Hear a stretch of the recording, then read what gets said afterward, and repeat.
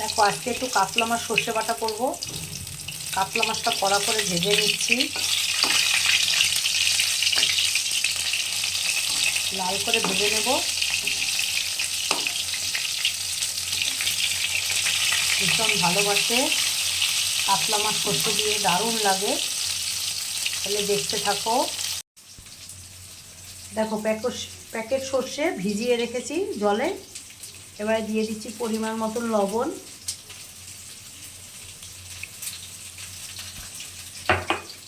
আর সামান্য হলুদ গুঁড়ো। আর আমি সর্ষে বাটা একটুখানি, ক্যামেরাটা একটু ঘুরে যাচ্ছে, আমি সর্ষে বাটা একটু লাল লঙ্কার গুঁড়ো দেই, তাতে টেস্টটা বেশি ভালো হয়। যাদের বারণ আছে তারা দেবেন না, একটু লাল লঙ্কার গুঁড়ো। এই হলো মশলা, আর কাঁচা লঙ্কা তো লাগবেই।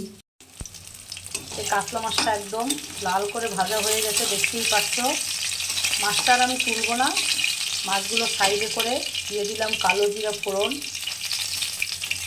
একটু ফোড়নটা হবে।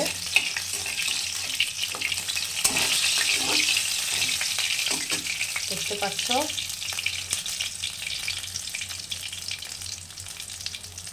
পাঁচ সাতটা লঙ্কা দিয়ে দিলাম।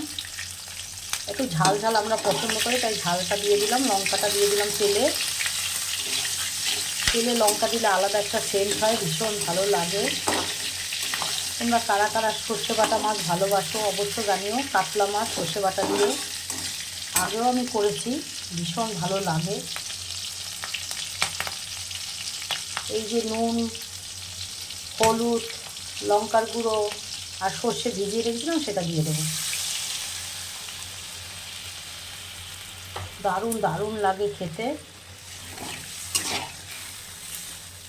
দেখতেই পাচ্ছ কত সহজে করে নিচ্ছি। আর একটু জল দেব, সঙ্গে থাকো। দেখো কাতলা মাছ সর্ষে বাটা রেডি। কারা কারা কাতলা মাছ সর্ষে বাটা খাও অবশ্যই জানিও। আমাদের তো ভীষণ ভালো লাগে এই সর্ষে বাটা ঝালটা কাতলা মাছের।